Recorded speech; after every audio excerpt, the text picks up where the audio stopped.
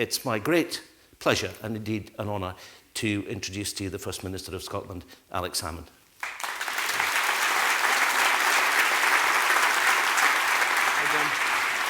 Very nice to see you.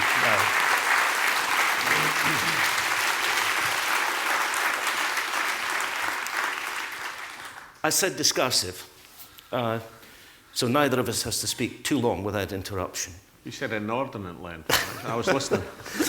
I wanted to ask you what I think is quite a fundamental question, really.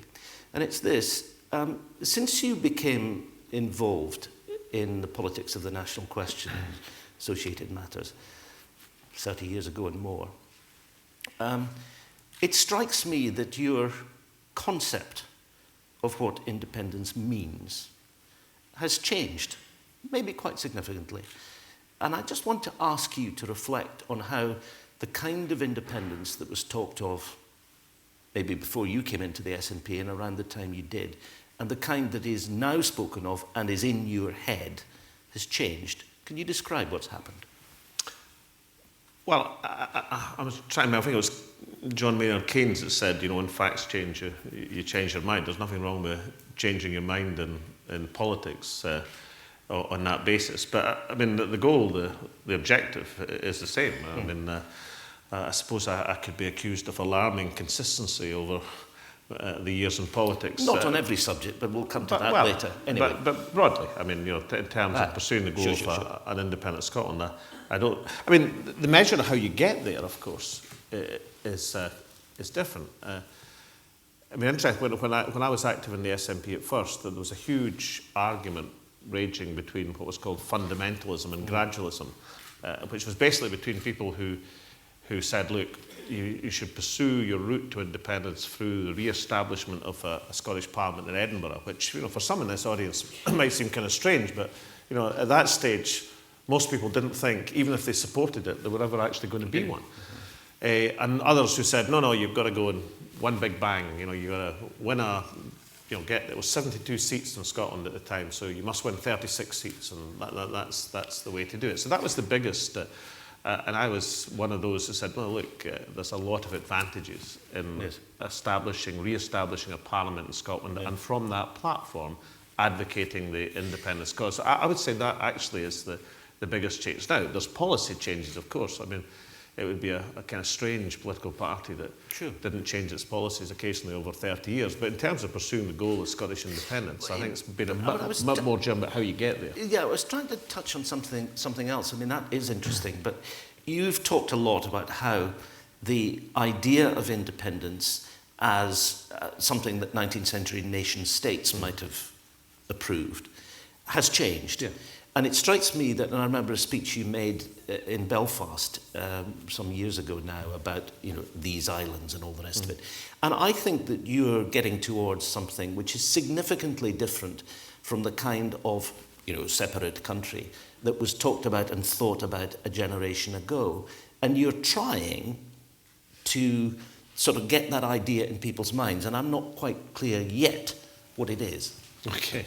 I don't know, the speech in Belfast, I think that was one I was told to be nice to everybody, so I didn't upset the peace process. So perhaps that's why the language was... That was a very interesting speech. I should try not to upset people more then, obviously. But I think obviously, I mean, look, isn't the divide been... The people who see the advantages of being an independent country within the modern world are not... object or shouldn't object to the sharing of sovereignty on various aspects. But the key thing about that is you've got the sovereignty to share. It's your decision that you're better to pool sovereignty on certain things. Now, not everybody at Westminster is comfortable with that, incidentally, as we know from the European fissure. But most people in Scotland, actually, regardless of their view of the national question, are relatively, I'm not talking about, in terms of the politics of Scotland or the political parties of Scotland, they're relatively comfortable with that idea. And therefore, we live in a world where it's fundamentally different to be an independent country in the 21st century than it was even in the 20th century.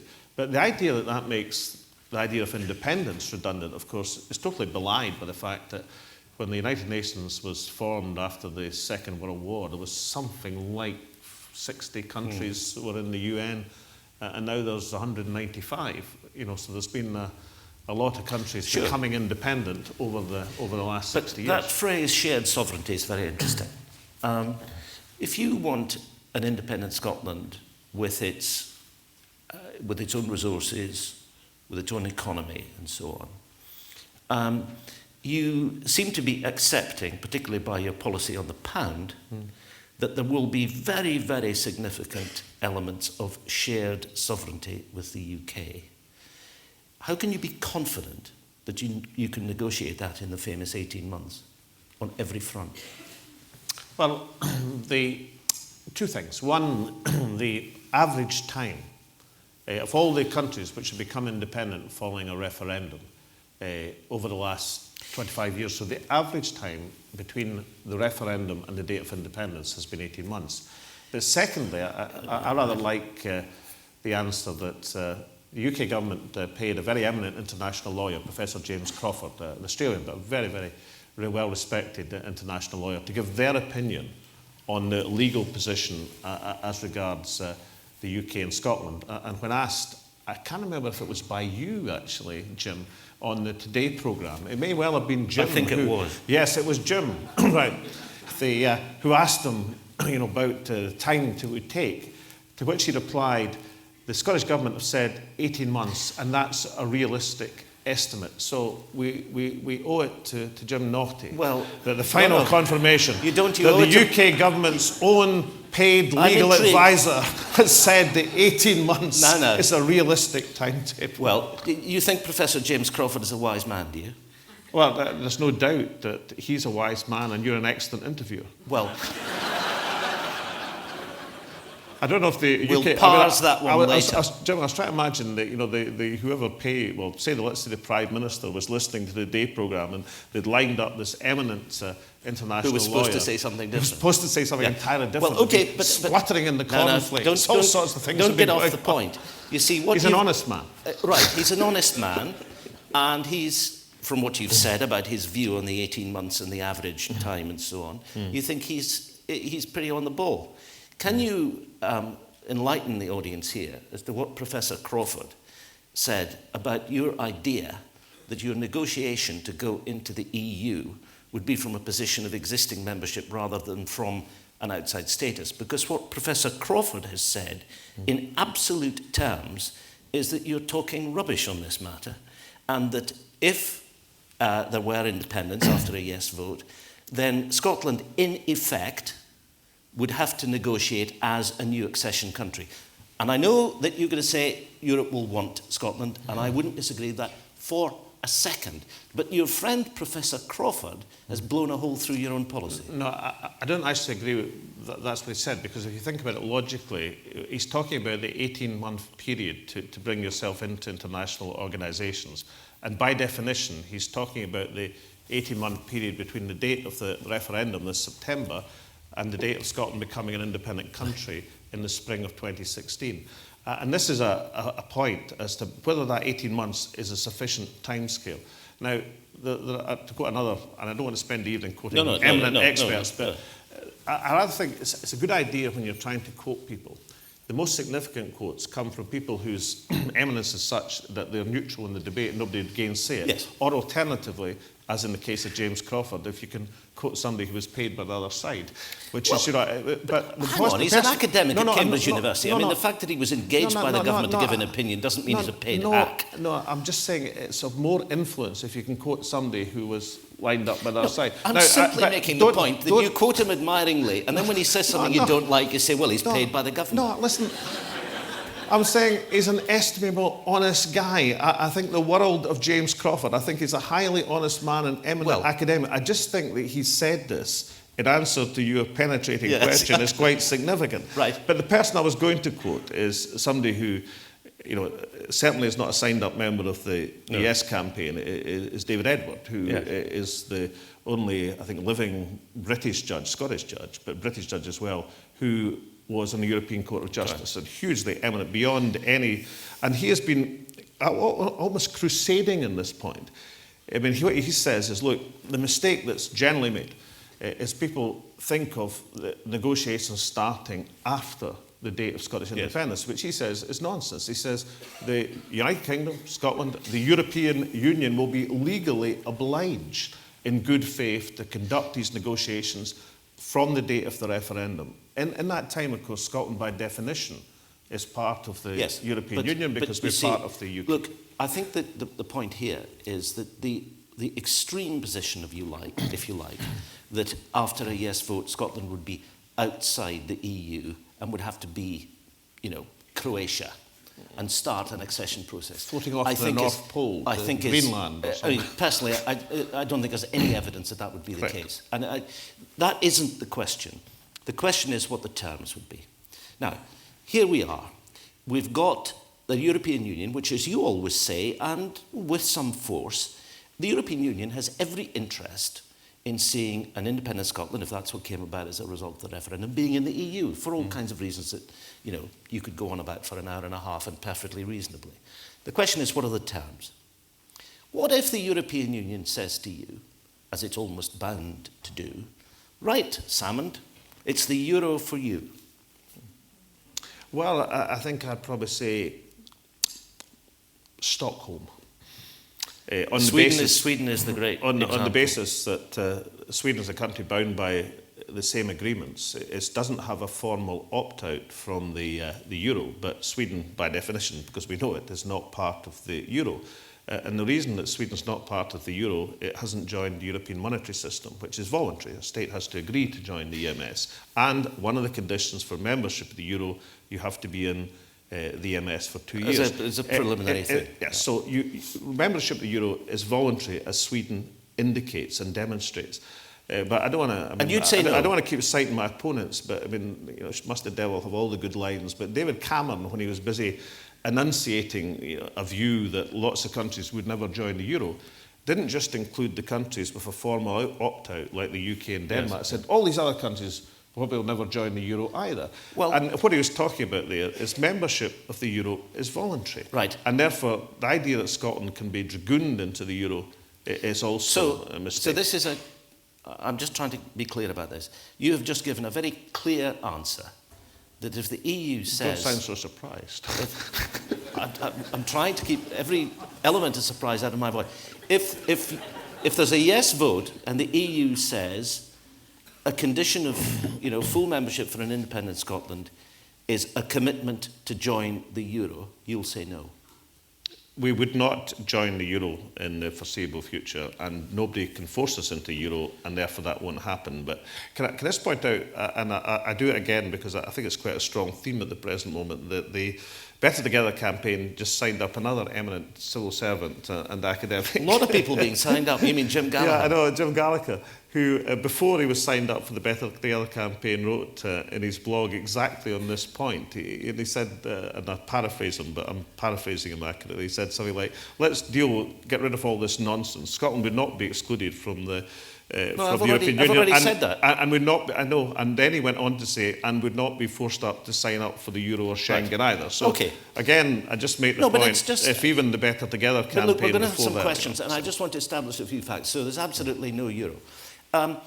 What if the UK government, influenced by, the First Minister of Wales as well, and indeed the First Minister of Northern Ireland, and it's a political decision, not a decision for Mark Carney, the Governor of the Bank of England, said that they concluded that it was not a good idea for a currency union which would mean that an independent government with its own fiscal policy would be affecting sterling as it was used by the rest of the UK. They might say no. What would you do if they said no in the course of that 18 months to joining a currency union with sterling? Well, can I say, Jim, why they'll say yes? And that's the argument. And then you can answer the question after that. Well, I think you've got to distinguish... when a couple of years back, when I went to see Mervyn King to say, because the Bank of England are the only UK public institution which have agreed, not incidentally to negotiations, but to technical discussions, the sort of discussions we wanted to have with a range of institutions, including the BBC, incidentally. They refused. But the Bank of England, asserting their independence from government, because they're not a department of government, they're a public authority, Mervyn King agreed to these technical discussions. And one of the points he made to me at that meeting, just an observation, he said, of course, one of your difficulties, Alec, is that what people say they'll do now and what they'll say the day after a yes vote are two entirely different things. That might go for you as well, of course. Well, yeah, it might, Jim, but I'm just on the point I'm making. You see, I've seen this process before, and there's a great analogy of the referendums that were held in comparison in the 1970s and the one that was held in the 1990s in terms of the process of the devolution bill. In the 1970s, where the parliamentary legislation was before the referendum, there was 5 years, effectively, of blocking and tackling and opposition. Eventually, the referendum was so long after the initial legislation that by then times had changed, everybody had not lost interest, but nonetheless, it was basically talked out in a way. Whereas in 1997, the parliamentary bill was held after the referendum. And something which had taken 5 years to go through the House of Commons in the 1970s went through the House of Commons in less than 5 months. Now, the reason in the reason I'm going to try to hurry is up so we can get on other points, but yes. Well, the reason is that once the decision is taken, as encapsulated in the Edinburgh Agreement, once the decision is taken beyond the politicking and the propaganda phase, then people sit down and do what's in the best interest, as the Edinburgh Agreement says, of the people of Scotland and the people of the United Kingdom. That's why I rest my case, Jim, that the Stirling area is in the best interests of Scotland and the rest of the United Kingdom. Why, given that you and Nicola Sturgeon and others in your administration talk with a great deal of passion about the horror of weapons of mass destruction, why on earth do you want to be in NATO? Well, I think, and this is a good example of an issue where I have changed my mind. Absolutely. I think when you're looking at independence, you've got two obligations. You've got a primary obligation, which is to the people of Scotland, what you think is in their best interests. And I certainly think it's in the best interests of Scotland to remove weapons of mass destruction from this country and not to waste our share of £100 billion over the next 30 years. But you have an other obligation, and that is you have to present your case for independence in a way that doesn't cause great problems for your friends and allies. And it would be not impossible, but it would be problematic, let's put it that way, for the North Atlantic Treaty Organisation to exist on the basis that a large part of the North Atlantic wasn't in it. So you have and accepted... Scotland's territorial waters extend for a large part of the North Atlantic. I understand that argument. The problem you've got with that argument is that what you're saying is that you don't like weapons of mass destruction, and the Secretary General of NATO doesn't like weapons of mass destruction, and NATO's policy is to eliminate them by talks with everybody who's got them as soon as possible. So there's no argument about that. What you're saying is that you're quite happy to sign up and be part of an organisation that might fire Trident from Cumbria, but if they fire it from 100 miles north, it's an international outrage. That's hypocrisy. Yeah, I think it would be difficult to locate Trident in Cumbria, just physically. Jim. Well, there's not much difference. It could be Portsmouth. It could be done further south, but... You take the point. I'll take two issues to that. I mean, there are many countries, 25 out of the 28 member countries of NATO do not possess nuclear weapons. How many countries joined NATO and said as a condition of joining that existing nuclear facilities had to be removed? Oh, well, there are countries in NATO, like Canada, for example, who've removed the nuclear facilities, Jim. And if other countries don't regard it as incompatible to have that stance and be members of NATO... You're happy to be part of a nuclear alliance, let's be clear. I'm happy to advocate membership of NATO, which is absolutely a nuclear alliance. But can I just say, I don't actually necessarily think, although I do accept it would be the choice of the rest of the United Kingdom. Yes. I don't think that the idea of expelling these nuclear weapons from Scotland is going to inevitably result in them being relocated in Plymouth, Devonport. Probably in the east coast of the United States. Well, if the East Coast, I mean, I think it would be. I know that Britain's kept up this pretense of an independent nuclear deterrent for many years, but it would rather be a bit obvious if the independent nuclear deterrent was located in the east coast of the United States. Maybe, well, yeah. But I wouldn't take the automatic assumption that they'll be removed. I mean, one of the things that I think prevents, particularly when you talk about Trident renewal, people in Westminster coming to terms with reality on this matter, is it really is quite convenient to have the nuclear weapons far away positioned up the Clyde as opposed to up the River Thames or for that matter even in Plymouth Downs. So I'm not certain that the knock-on effect will be to make a fundamental re-examination of Britain's position as a nuclear state, and even if that doesn't happen, I'd be pretty certain that the next generation of Trident would not go ahead. I've got some very bright people in the Scottish Government, civil servants. Some, no doubt, profoundly want a yes vote, and some probably profoundly want a no vote, but they're busy working on what would happen. That's their job.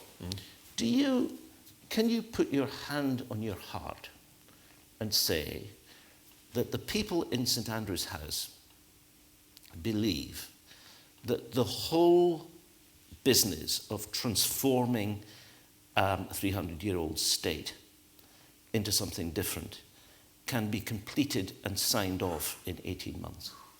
Oh, I don't think I've met, certainly the civil servants working on the constitutional process, that there's any doubt they believe that's hang on. I was talking to your international development minister the other day, and everybody knows that he's a very thoughtful person. And he talked about what would happen with DFID, a very small department, actually, Department for International Development. I heard the interview. I thought exactly. He did very well. Well, he did extremely well, but it was also very interesting because what he talked was about a process that might take 4, 5, 6, 7 years to get all the pieces in place. And what I'm trying to say to you is that if you bang on about the 18 months, there's a danger from your perspective that people actually won't believe you. And if you said, look, it's going to take a long time, there will be deals to be done, it's going to be a process of transition, more people might believe it. You might even be in the lead, which you're not. Well, let's talk about what the 18 months is. The 18 months is the time between the referendum and Scotland becoming an independent state. And if you look at all the other countries which have become independent, then the basis of that independence is agreed that allows a country to become independent. But yes, of course, there's a transitional arrangements, which is what he said, where people say, well, that will run jointly, and we may change that over time, or we may stay running it jointly. The truth is, there'd be a lot of joint arrangements for quite a long time, wouldn't there? And I hope and believe, and we've indicated some of them, there could be some continuing joint arrangements. I can see things... Shared sovereignty. Well, shared sovereignty, but then as we started this conversation, I'm not the one who has misgivings about sharing sovereignty. Well, as long as you start from the position it's your sovereignty to share. Right. Well, you see, we're back where we started, which I'm very pleased about. Because I know a lot of people who are very, very committed to the yes side of the vote, who say, well, we hope we win, obviously. We hope it happens. But, compared with what we thought a long time ago, it's not independence. It's actually going to be there's going to be quite a lot of stuff going on that isn't like that. The defence thing will be a fudge. All kinds of transitional arrangements will go on for years. Wouldn't it be better if you just came clean on that? I suppose the difficulty is that the people who are keenest on what they believe is fundamental independence think that it's shifted to be something quite different. Jim, I spent some time over the Christmas break watching Borgen. As somebody said at your press conference in the White Paper, it was more Borgen than Braveheart. Well, I thought it was a very good line. But that was probably Nicola Sturgeon's influence, because she's been a long-term Borgen devotee. You watch The Bridge, it's even better. I don't have as many holidays as the BBC. It's on Saturday nights. I don't know what you do on Saturday nights, but I don't know. But I was watching Borgen, and I watched the first. I got the box set for my Christmas, and I was watching the first two. That's the story. Well, the point I was going to make was, there's a country where the Prime Minister a young, ambitious female politician. Well, I can see why Yes. Nicola Sturgeon thinks. Aye. But She'd like that. yeah, well, absolutely. So she should be. But the point I was going to make was, look, in that programme, for those who've seen it, the Prime Minister is dealing with all sorts of issues, some of which Yeah. are the ones we deal with in Scotland. Yeah. But many are the ones that we're not allowed to deal with in Scotland. And I suppose if you looked from your perspective, you'd say, well, Denmark really isn't truly an independent state because it's shared sovereignty over a whole range of things. Even running the krona, its currency, it's pegged the krona to the euro. But as we understand it in the modern world, Denmark is an independent state and proud to be an independent state. And I do think if you went to somebody in Denmark and says, look, you're not really independent, do you not think you should own up and say, we won't be independent anymore, we're more like a kind of devolved part of Greater Europe? I think even the very, very talented Adam Price, the creator of Borgen, would find that a difficult script line because he wouldn't find anybody in that entire Danish parliament who'd be prepared to argue that position. No doubt we'll be coming back to this in the questions, which will begin just in a second. You are famously quite keen on the sport. Well, I was going to spare your blushes and not mention that. I mean, goodness me, -2 or whatever. -2? No, yeah. Well, I was at Easter Road the other week and it wasn't looking very good, I can tell you. There was a lot of folk there. There were a lot of folk there. It was full, but most of them weren't supporting your team. Oh, no, I think, no. Well, no, what I was going to mention, before we get off on another ramble. Let's be fair about this. If we were allocating points by loyalty or support this season, Hearts would be doing extremely well. Well, they aren't. You're a fan of the sport of kings. Which team do you support? Come on. You're a gambler. You're a gambler politically, and you enjoy horses and you follow the form book. It's a question to which I know I won't get a completely straight answer because it's impossible for you, but I want to try. What are your chances of winning this? We'll win the referendum, and we'll win the referendum because... How sure are you? Oh, I believe we'll win the referendum because one thing, I mean, when will it change? Because it hasn't changed. Well, one of the things the opinion polls do wrong, or some of them do, I mean, a number of things we all do wrong, but one thing they do wrong, they ask people, how would you vote tomorrow? Mm-hmm. The referendum isn't tomorrow, it's September.